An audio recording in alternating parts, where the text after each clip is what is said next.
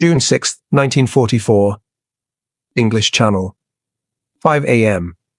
Wind lashes across the dark waves as a line of landing craft rocks violently toward Normandy. Rain mixes with seawater, spraying across the decks. The smell of diesel burns in the air. Inside one of the landing craft, a group of Sherman tank crews grip the cold metal railings, water slapping their boots. The hull groans as each wave hits. One crewman curses under his breath. "This is madness," he whispers. "These tanks weren't meant to swim." Another soldier nudges him, nervous smile fading. "Then why'd they give us those damn canvas skirts?" The first man gestures toward the strange fabric wrapped around their tank. A tall circular screen made of waterproof canvas sits folded tight against the hull. Metal struts hold the contraption in place. Propellers peek from under the reconfigured engine deck. It looks strange, wrong, almost comical. But in minutes, it will decide life or death. The boat commander shouts from the front. "Prepare the screens." Tank crews snap into action. A sergeant grabs a handle on the Sherman's side and pulls. The canvas screen unfurls upward like a giant umbrella. Wind rattles it. Spray splashes across it. The metal frame locks into place. The tank now looks like a floating bathtub made of khaki cloth. One young crewman mutters, "If this thing sinks, we're done." No one answers. Instead, they listen to the ocean. The waves sound like breathing, rising, falling, waiting. The landing craft slows. The ramp doesn't drop. Instead, it tilts. The ocean rushes upward. And the first Sherman tank rolls forward, straight off the edge of the boat, into the black water below. For a moment, the sea explodes upward around the canvas screen. Everyone watches in dread. The tank disappears beneath the surface. Gone. Seconds stretch like hours. Then, a bubble. Another. A burst of foam. And the top of the Sherman rises back into view, canvas trembling but holding. The tank floats. The propellers churn to life. The entire machine begins to move forward, cutting through the waves like a steel raft. The men gasp. It works, someone stammers. But just as relief starts to spread, another tank rolls into the water. Its nose dips too fast. The crew shouts. Water pours over the top of the canvas. The tank sinks in seconds. Silence grips the landing craft. One success. One failure. Storms. Waves. Chaos. This is the gamble of the duplex drive tank. A gamble designed by a man whose name most of these soldiers have never heard. Nicholas Straussler. An engineer who spent years being mocked for the idea that a 30-ton tank could float. But in this moment, as the sea chooses who lives and who drowns, his invention holds the fate of the invasion. A third tank rolls forward. This one must survive. Every man on the craft leans forward, eyes wide, breath held. The ocean is about to decide whether Straussler was a genius or a fool. Wind lashes across the channel as more tanks hit the water. Some float, some vanish beneath the waves. But while crews fight for survival at Normandy, the story of this strange invention begins long before D-Day, with a man most soldiers never knew existed. London, England. February 1941. Royal Engineers Experimental Establishment. The workshop smells of oil, wet canvas, and metal filings. A heater rattles in the corner, barely warming the cold concrete floor. In the middle of the room sits a bizarre contraption, a stripped-down tank hull surrounded by a half-inflated wall of waterproof canvas. Engineers stand around it, eyebrows raised, arms crossed, expressions skeptical. Nicholas Straussler steps forward wearing a grease-stained coat, holding a stack of blueprints. He is Hungarian-born, quiet, and stubborn, the type of man who solves engineering problems before others even know they exist. He taps the canvas frame. "This," he says calmly, "will allow a tank to float." A British officer scoffs. "Float? This is 30 tons of steel, Straussler." Another laughs. "Are you planning to make it out of balloons next?" But Straussler doesn't flinch. He walks around the tank, tapping each support strut. This canvas forms a watertight screen, Once raised, it creates enough displacement to keep the tank afloat. Propellers on the back will drive it through water. He says it so simply that the room falls quiet for a moment. Then the laughter returns. An engineer whispers, "This thing will drown before it moves an inch." Another adds, "Ridiculous. Tanks sink. That's what they do." Straussler finally turns to face them. "Gentlemen, that is exactly why we need it to float." The room stops. His words land like a weight. Britain is losing ground in North Africa. Engineers know river crossings in Europe will be deadly. Amphibious tanks could change everything, but no one wants to be the one to say it. Straussler lifts the canvas again. "Give me one tank, one chance, and I will prove you wrong." The first test. Weeks later, a prototype Sherman with a crude flotation screen is loaded onto a transport truck and driven to a quiet lake outside London. Soldiers stand on the shore, muttering nervously. One private whispers, "This is going to be a disaster." Another bets a week's pay that the tank sinks in under 60 seconds.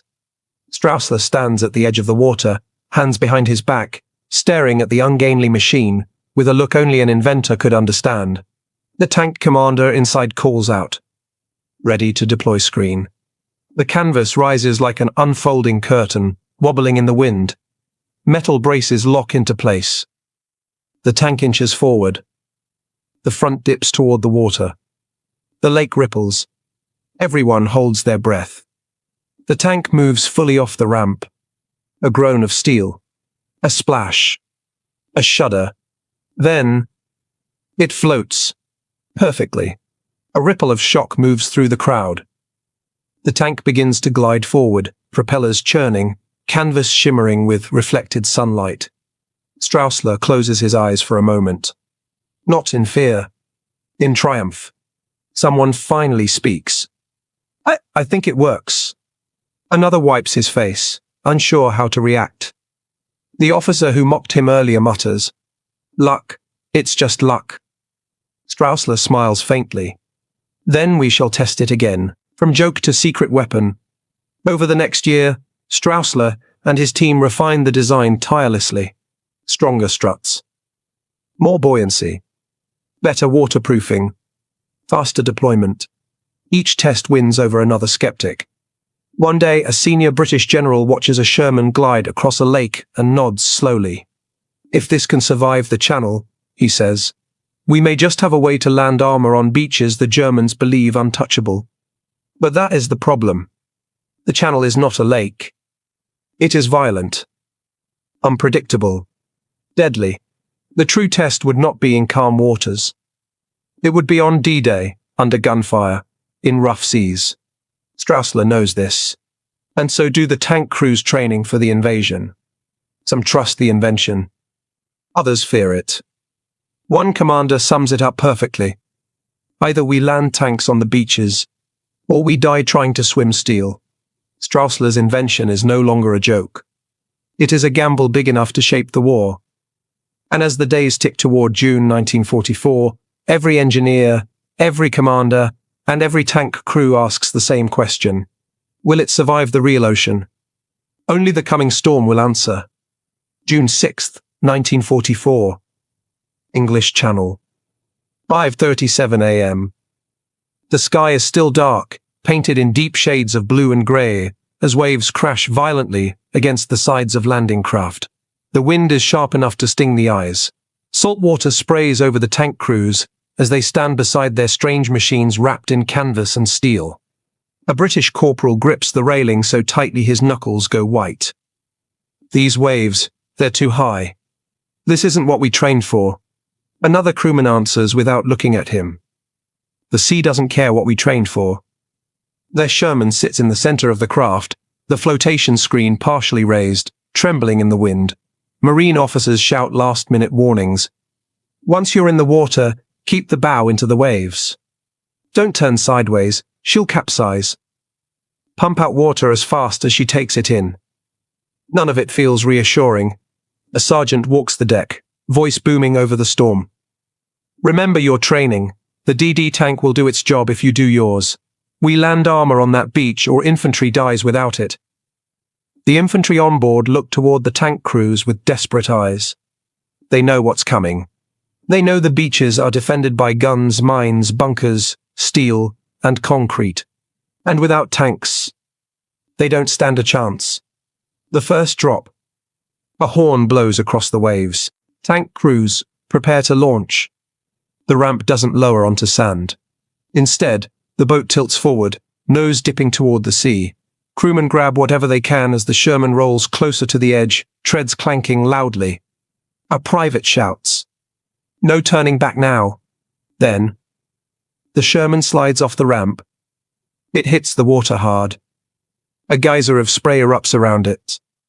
The canvas screen wobbles but holds.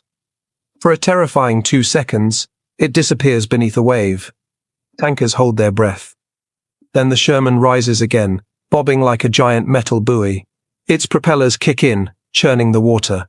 The tank begins pushing toward the distant beaches of Normandy. The crew inside erupts with cheers. It floats! It bloody floats! But their relief lasts only a moment. Another tank rolls off the craft next to them.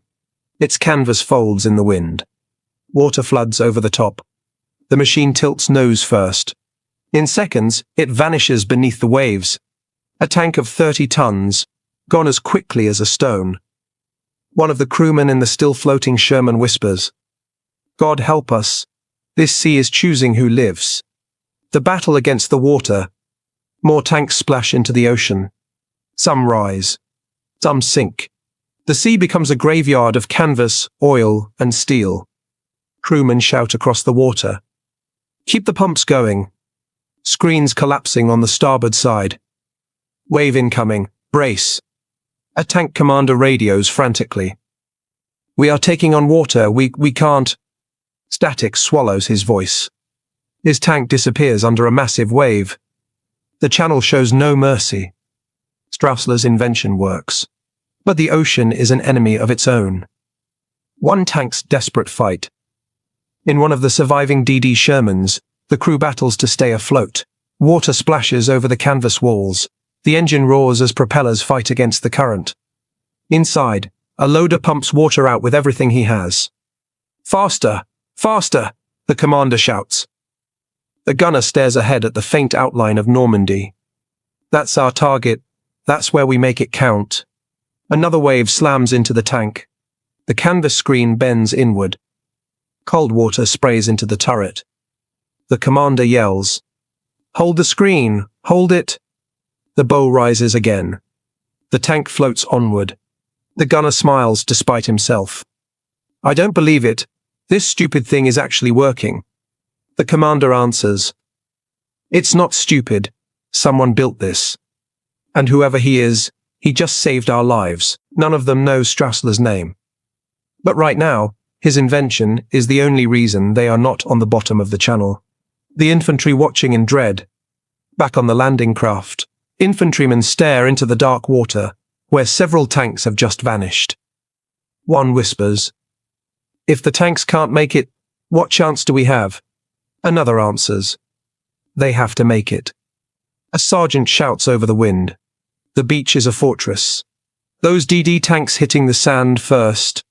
That's the only way we break through." They look toward the surviving Shermans bobbing toward shore, canvas screens shimmering, propellers slicing through the waves. Every man knows the truth. If enough of those tanks reach the beach, they might survive the morning. If not, Normandy becomes a slaughter. The fate of the invasion hangs on Straussler's odd invention, a canvas screen in a raging sea.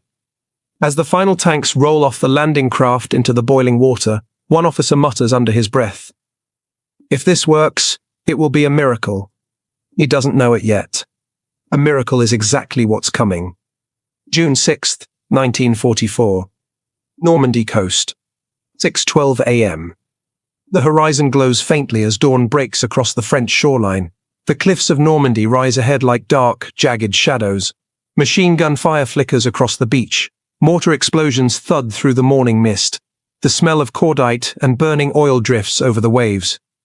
Infantry-packed landing craft close in on the coast, every man inside bracing for the slaughter they've been warned about. But in front of them, something moves. shapes bobbing on the rough water.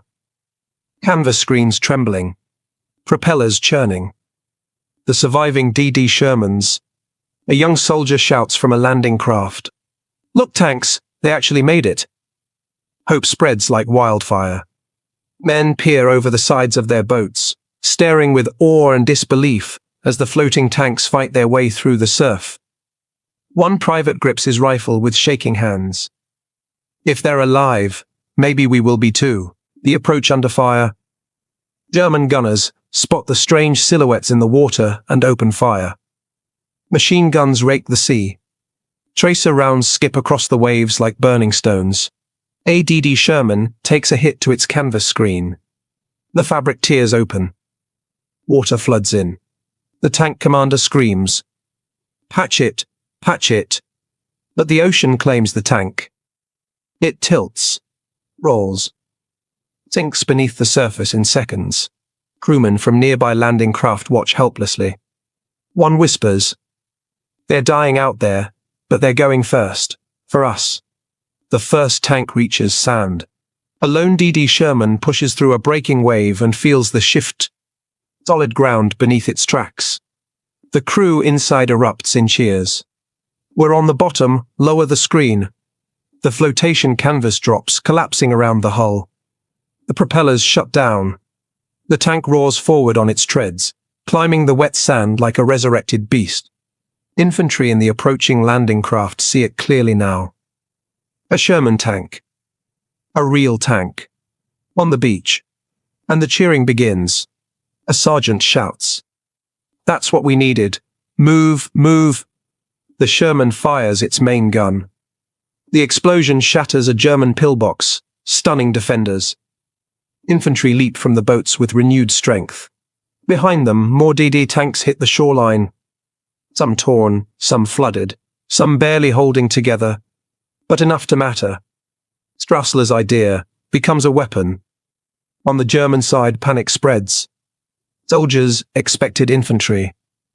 They expected corpses in the surf. They expected chaos. They did not expect tanks emerging from the ocean. One German gunner shouts, "Panzer, Panzer from the sea!" Another screams.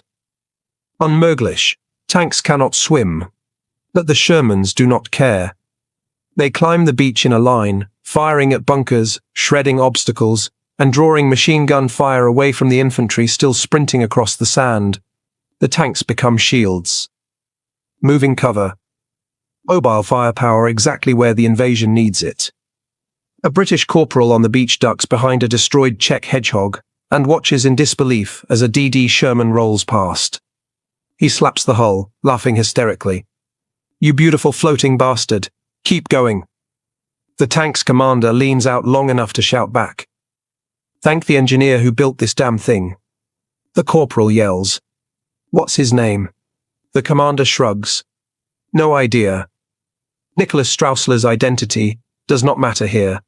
What matters is that his invention is saving lives. When the tide turns, 2 more DD tanks break through the surf. 3 more roll onto the beach. More infantry pour in behind them. German firing lines collapse under pressure they never predicted. Machine gun nests fall silent. Mortar crews scatter. The defenders lose their advantage.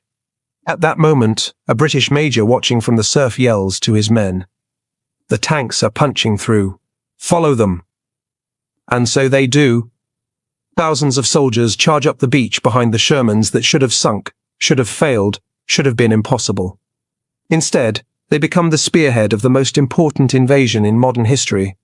A soldier running behind one of the tanks shouts to his friend, "Whoever built that canvas thing, he won today." The friend answers, "Yeah, he won it before we even got here." A quiet figure behind the storm. Far from Normandy, in a modest workshop in England, Nicholas Straussler paces the floor, unable to sleep. He knows the landings have begun. He does not know if his invention floated or drowned. He has no radio updates, no frantic calls, no news, just the ticking of a wall clock, and the fear that every engineer carries. What if I was wrong? Then a courier bursts through the door, panting. "They made it," he says breathlessly. "Your tanks. They made it to the beaches." Straussler sits down slowly, overwhelmed. On distant shores, his idea is saving thousands of men. But he will never get the medals. Never stand on a balcony. Never be thanked by the soldiers whose lives he saved. His name won't appear in headlines. Yet he has changed the world. And D-Day is only the beginning, because the Sherman DD is about to do something even more unbelievable. Something the Germans never saw coming. September 1944. The Netherlands. 10:16 a.m. Mist curls over the Maas River as British troops gather along the bank, staring at the wide expanse of cold, fast-moving water. Trees on the opposite shore ripple in the wind, their reflections broken by the current.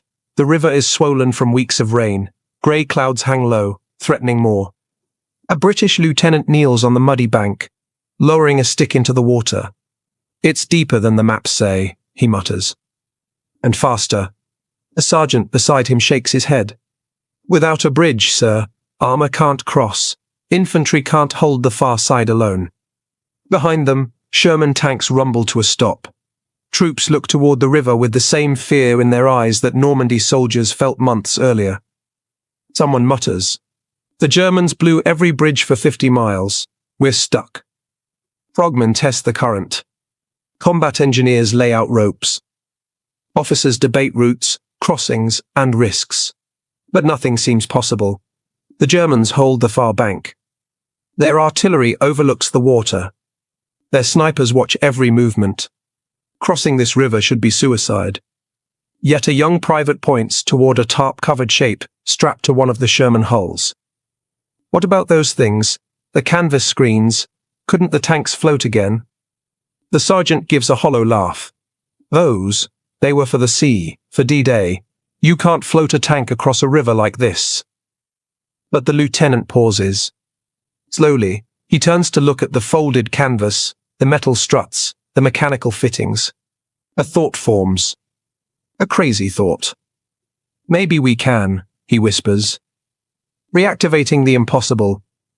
Within minutes, engineers gather around a Sherman DD tank. The riverbank transforms into a workshop as they begin unfolding the flotation screen. Mud splashes, wrenches clatter, and old canvas creaks as it's pulled upright again. One corporal runs a hand along the waterproof fabric.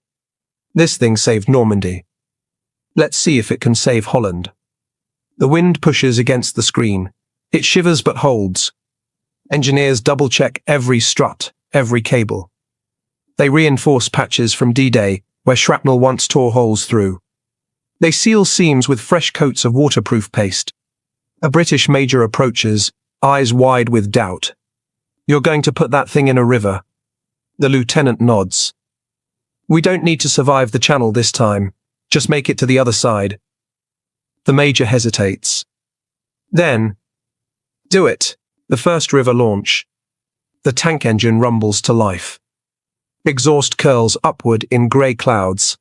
Infantry gather along the shore, watching with the same disbelief as their brothers at Normandy. One soldier mutters, "I'll eat my rifle if that tank floats." Another replies, "You said the same thing on June 6th. Laughter spreads, but fear lingers beneath it. The Sherman inches forward into the water. The river pushes hard against the canvas walls. The hull rocks. The crew inside braces themselves. Hold her steady, into the current. A wave slams into the side. The tank sways dangerously. The lieutenant shouts, "Keep the bow pointed upstream." The tank tilts. Men shout. The current pulls. For a moment it seems doomed. Then it stabilizes. The canvas stays rigid. The propellers churn. The tank slowly, stubbornly pushes forward. A cheer erupts from the riverbank. It floats. "It's holding!" "Look at her go!" The Germans react. Across the river, German soldiers stare in confusion. One lowers his binoculars, blinking hard. "Are those tanks in the river?" Another answers, "Impossible. Tanks don't float." But the Shermans do. One tank becomes two. Two become three. More DD Shermans slide into the water, their canvas screens shimmering under the grey sky. German machine guns open fire, bullets tearing through the river's surface. Rockets streak from shore to shore. Mortars burst overhead, but the tanks keep moving. Inside one Sherman, the gunner grips his cannon. If we reach the far shore, we turn their cover into rubble. The commander smirks. Then let's give them something to worry about. The landing that shouldn't have worked. The first Sherman touches the far bank. Its tracks hit mud. Its hull rises. The canvas collapses as the tank roars forward with a burst of engine power. It climbs the slope. It breaks through the bushes. German infantry scatter. The tank fires point blank into a machine gun nest.